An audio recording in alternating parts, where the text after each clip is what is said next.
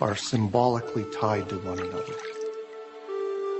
And the Quran can conjure that up with just a few briefly chosen words.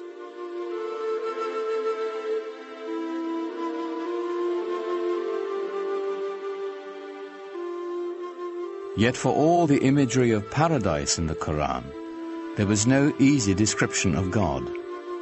The mystery would remain. It's very difficult to talk about God without reifying God. Reifying to make God into a thing, or anthropomorphizing God, to make God into a projection of our own human self. And that's why Muslims don't like sculpture, for example, traditionally, because they believe that there's that danger. And the Quran avoids that by constantly shifting the pronouns, so we can't really reify God and get an image, a physical image of God. Rather than a physical image of God or of Muhammad, it is the beauty of the Quran itself that is celebrated in Islam. Islam developed in this context where pictures were not favored.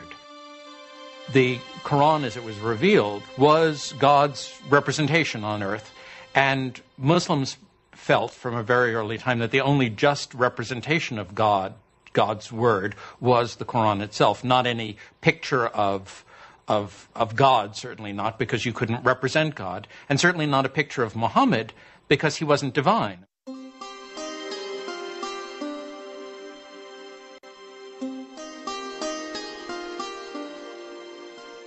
At certain times and places, people did make images of the Prophet Muhammad, but these are not religious images. These are not images meant to be worshipped. They're not images of a saint or of God.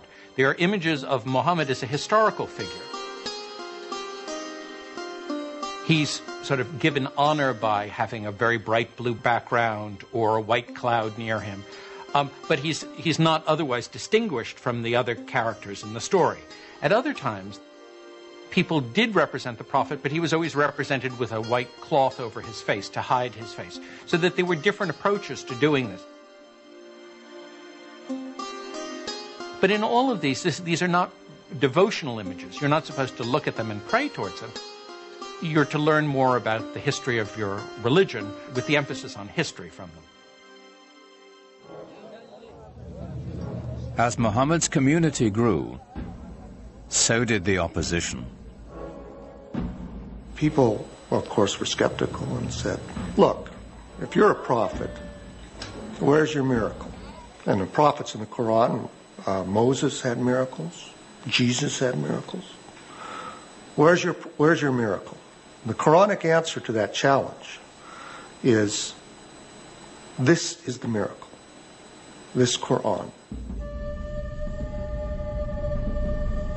But that wasn't miracle enough for the people who defined themselves by the gods of their ancestors and the totems of their tribe. Their doubts increased. The idea of life after death appalled them. So the Quran presents people as really being skeptical.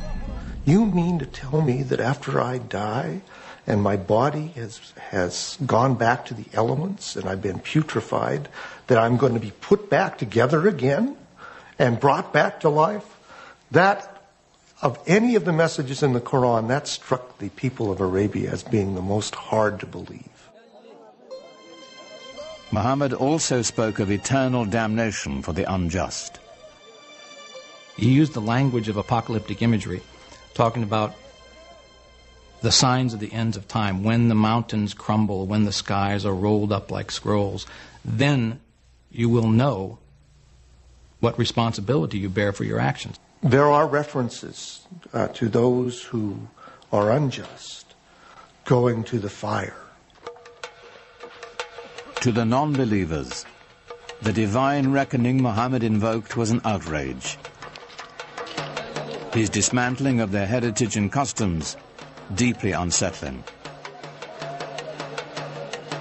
It was a threat in several ways, to their social order, to their age-old traditions, and an economic threat because of the importance of the pilgrimage shrine of the Kaaba in Mecca. As Muhammad's following increased, the social fabric of the caravan city began to unravel. Business suffered as pilgrims and traders, worried for their safety, left town. The tribal leaders decided Muhammad and his message must be removed permanently. They didn't want him taking over. They didn't want him horning in on their control of the city. They made things very difficult for him, perhaps even plotted his assassination. They tried to keep him away from the Kaaba. They did everything they could to kind of run him out of town. They demanded that Muhammad's uncle remove his clan's protection from the Prophet, which would clear the way for his murder without the threat of retribution. But his uncle refused. The battle lines were drawn. Nothing short of tribal war would settle the conflict now.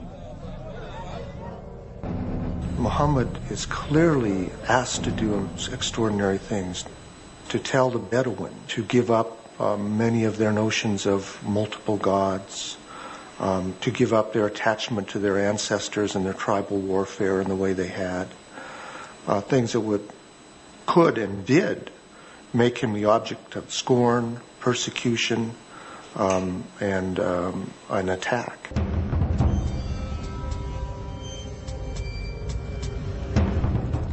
Muhammad's followers were forced from the marketplace and starved.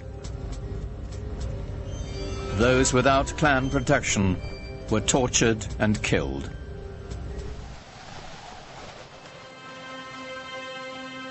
In 619 AD, Muhammad's wife Khadija died, and his uncle as well.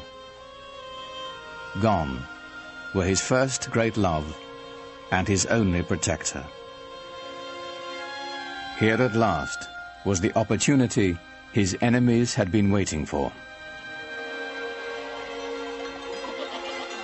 But in the lush oasis town of Yathrib, north of Mecca, a refuge opened to Muhammad and his people. Clan rivalries had become deadly in the town, and they desperately needed a peacemaker. They had heard that Muhammad was a very trustworthy man. They heard that he had great arbitration skills, and they thought, let's see if we can't get him up here and help us out. So they invited him.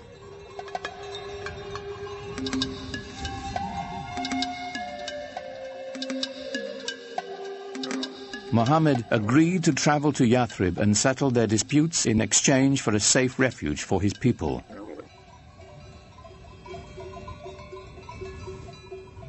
For Muhammad's followers, leaving the place of their ancestors, their families and tribes, was the ultimate test of devotion.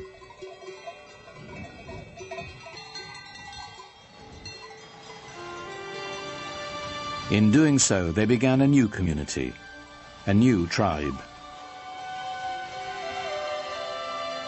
For the first time, they were bound together not by blood, but by faith.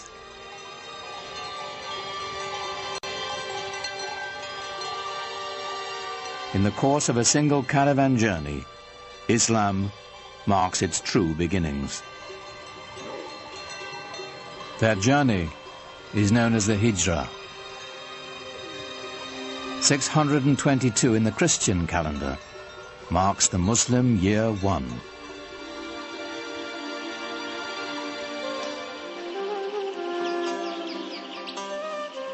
Muhammad's goal among the people of Yathrib was the same as his larger mission, to bring unity and peace with his message.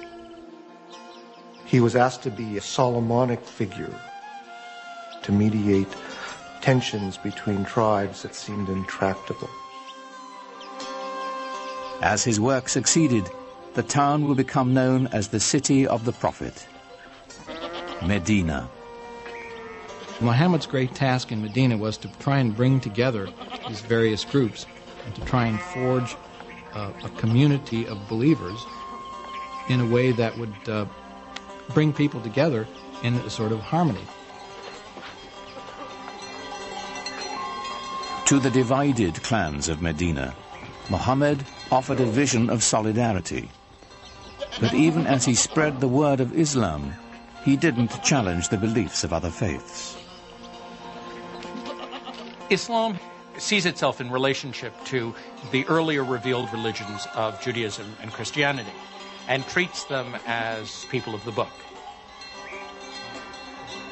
It believes that God had revealed himself, his word, to mankind many times, to Moses, to Jesus, for example, but each time people went astray. Throughout the Quran, we have a sense of the humanity of Muhammad, his humbleness as a person, and the extraordinary challenge of the mission he was given by this divine revelation.